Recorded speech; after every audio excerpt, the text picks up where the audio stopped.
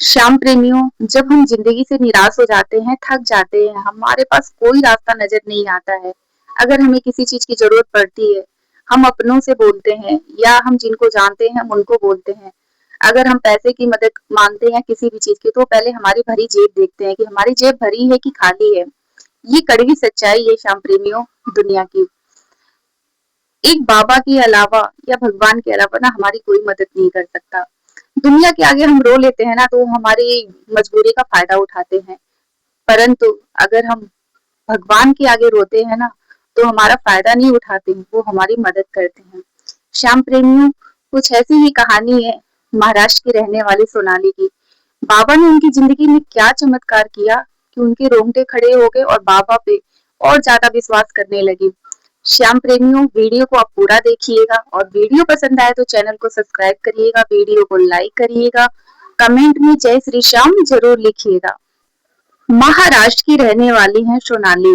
बाबा के चमत्कार बताती है, कहती है दीदी मैं यूपी की रहने वाली हूँ। मेरी शादी को 5 साल हो गए। शादी के बाद मैं अपने पति के साथ महाराष्ट्र चली गई, वहीं पे हम रहने लगे। मेरा 3 साल का एक बच्चा है। मेरे पति ऑटो चलाते हैं। मैं और मेरा बच्चा और मेरे पति हम किराए के मकान में रहते हैं। हमारी जिंदगी बहुत ही खुशहाल है।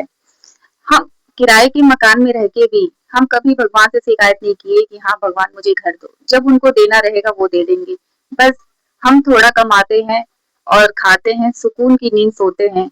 यही हमारी जिंदगी है दीदी। बताती हैं कि जब भी फोन में बाबा की रील आती है, तो पता नहीं क्यों ऐसा लगता है कि हाँ जैसे मुझे उनके साथ कितनी अटैचमेंट है, उतना किसी भगवान के साथ नहीं मुझे हुआ। वो बाबा को मैं 2 साल से जानती हूँ। बाबा की जब भी रील आती मेरे सामने, मैं रोने लगती, जैसे मैं मन ही मन उनको अपने सारे दुख बता रही हूँ। बताती है दीदी मेरी ससुराल वालों से कुछ ज्यादा मुझे पसंद नहीं करती, कुछ ज्यादा नहीं बनती हमारी। वो इसलिए नहीं बनती क्योंकि दीदी जिसका पति ज्यादा कमाता है उसके ससुराल में इज्जत होती है। मेरे पति उतना कमाते नहीं है तो हमारी कोई इज्जत नहीं होती है। मेरे जेठ कमाते हैं अच्छा खासा, तो मेरी जेठ और जेठानी उनके बच्चों की इज्जत होती है, हमारी नहीं होती है, तो इसके लिए हम महाराष्ट्र में रहते हैं। बताती हैं कि मैं बाबा के साथ इतनी अटैचमेंट हो गई कि मैं जाके बाबा की फोटो लेके आई और अपने घर के मंदिर में बाबा को विराजमान कर दी और मैं पूजा करती थी। पर कुछ नहीं बोलती थी बाबा से कि बाबा मुझे ये दो मुझे वो दो, मैं कुछ भी नहीं बोलती, बस मैं जोत बत्ती करती, बाबा के आगे हाथ जोड़ती, बस इतना बोलती बाबा ख्याल रखना मेरे परिवार का, इतना ही बोलती। और कुछ भी, मैं अपने पति और बच्चों के साथ बहुत खुश हूँ।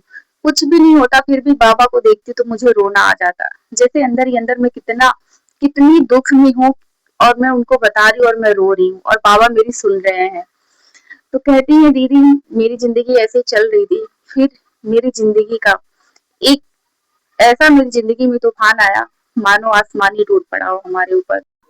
रात को फोन आता है, कहते हैं तुम्हारे पति का एक्सीडेंट हो गया है, हम इस हॉस्पिटल में एडमिट किए हैं, तुम आ जाओ। अब तो मुझे समझ में नहीं आता कि मैं करूँ तो करूँ क्या।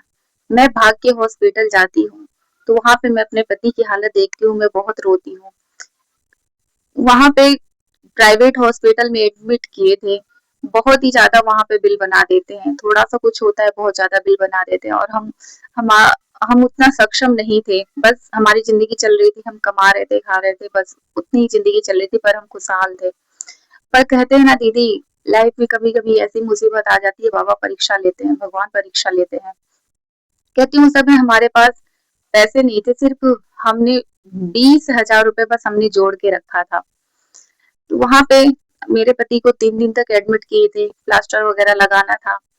तो जब अगले दिन डिस्चार्ज होने का था, तो डॉक्टर बोलता है कि 50,000 का बिल बना है और ये बिल भर देना, फिर उसके बाद से डिस्चार्ज का हम पेपर बना देंगे। कहती अब तो मेरे पास पैसे ही नहीं थे, मैं करती तो करती क्या, जो पैसे थे वो लग चुके थे और फिर ऊपर से खर्चे भी देखने थे हमें, और कोई भी मदद करने वाला नहीं था। मैं किस अगर मैंने एक दो लोगों को मैंने फोन भी किया, तो उन्होंने पूछा कि क्या काम है, तो मैंने बताया ऐसे ऐसे हो गए, तो उन्होंने बोला हम खुद ही कर्जे में फंसे पड़े हुए, हमारे पास कहाँ से है। वो लोग सोचने लगे कि इसके पति का तो एक्सीडेंट हो गया, जब कमाएगा नहीं तो देगा देगा कहाँ से पैसे। तो कहती है कि मुझे कुछ भी समझ में नहीं आया, जब सबने मना कर दिया तो सिर्फ मुझे बाबा उस टाइम याद आए। कहती हैं, उस टाइम मैं रोते हुए अपने बच्चों को गोद में लेके मैं रोते हुए कही, बाबा अगर आप हारे के सहारे हो, अगर आप सबकी सुनते हो, सबकी लाज बचाते हो, तो कहीं से भी कुछ भी करके आप इंतजाम कर देना। मेरा सिर्फ एक आप ही भरोसा हो, उस भरोसे को टूटने मत देना, क्योंकि सबने साथ छोड़ दिया है, कोई साथ नहीं है मेरे आपके अलावा। तो कहती है, रात भर मैं रोती रही अपने बच्चे को लेके, और मेरे पति बेड पे लेटे हुए थे, वो भी असमंजस में थे कि कहाँ से पैसे का इंतजाम करें। कह रही, मैंने रात में सोचा था कि अगर कहीं से नहीं इंतजाम हुआ तो मैं अपना कान का जो गोल्ड का ईयर रिंग है तो मैं वो बेच दूंगी, जो भी पैसे बनेंगे वो मैं जमा कर दूंगी। लेकिन एक मन में बाबा का विश्वास था कि बाबा कोई ना कोई रास्ता जरूर निकाल देंगे। बताती हैं, सुबह हुई, रात तो मैंने रोने में गुजार दिया। सुबह हुई, मैं सोच ही रही थी कैसे अब क्या करूं। तब तक उनके दोस्त मेरे पति के आते हैं, कहते हैं कि अजय से हमें मिलना है, मैं अजय का दोस्त हूँ।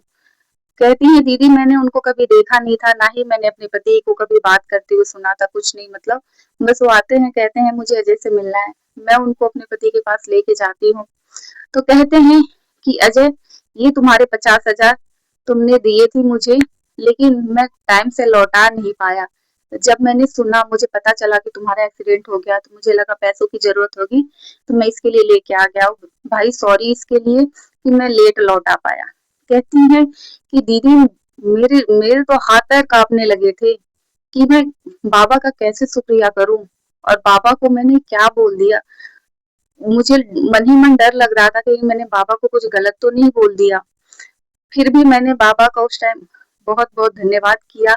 उसके बाद से हमने पैसे जमा किए, फिर उसके बाद से मैं घर लेके चली गई अपने पति को। जो भी पैसे जमा करने थे मैंने जमा कर दिया, और जो भी बचे थे हम जैसे तैसे करके अपना गुजारा कर रहे थे। कहती है, दीदी उस समय तो बाबा ने हमारी लाज रख ली, और मेरे पति भी ठीक हो गए। जब मैंने उनको सारी बातें बताई तो वो भी बाबा पर अटूट विश्वास करने लगे, और जब वो ठीक हो गए तब मैं और मेरे पति और मेरे बच्चे हम गए वहां पे बाबा श्याम के दर्शन करने, और वहां से बाबा की छवि लेके आए। हम पति पत्नी मिलके बाबा की बहुत ही अच्छे से सेवा करते हैं। बाबा की बहुत ही कृपा होती है हमारे ऊपर, किसी भी चीज की कमी नहीं है। मेरा बच्चा भी अच्छे खासे हमने स्कूल में एडमिशन करा दिया, पढ़ता है, खर्चे भी अच्छे खासे हमारे चलते हैं। जो मांगते हैं बाबा हमें देते हैं। कहती है, दीदी आप ये कहानी जरूर सुनाइएगा अपनी यूट्यूब चैनल पे। कहती है कि मैंने 2-3 लोगों को मैंने मैसेज किया था, पर किसी ने हमारी स्टोरी को नहीं सुनाया, आप जरूर बताइएगा। जो लोग बाबा पर से जिनका विश्वास टूट गया है, जो लोग हार गए हैं, कहते हैं बाबा हमारी सुनती नहीं है, तो श्याम प्रेमियों, मैं भी ये कहना चाहती हूँ आप लोगों से, बाबा जरूर सुनते हैं और जरूर सुनेंगे। बस भरोसा रखिए, क्योंकि बाबा परीक्षा लेते हैं, किसी को जल्दी दे देते हैं, किसी को जब टाइम आता है तब देते हैं। तो श्याम प्रेमियों, बाबा पर अटूट विश्वास बनाए रखिए। और सोनाली की कहानी कैसे लगी आपको, आप लोग जरूर बताइएगा, और कमेंट में जय श्री श्याम जरूर लिखिएगा। आपके साथ भी बाबा श्याम ने कोई चमत्कार किया है तो आप मुझे शेयर कर सकते हो। डिस्क्रिप्शन बॉक्स में मैं अपना नंबर दे दूंगी, आप मुझे व्हाट्सएप कर सकते हैं। श्याम प्रेमियों, वीडियो पसंद आया तो चैनल को सब्सक्राइब करिएगा और वीडियो को लाइक जरूर करिएगा। जय श्री श्याम, श्याम प्रेमियों।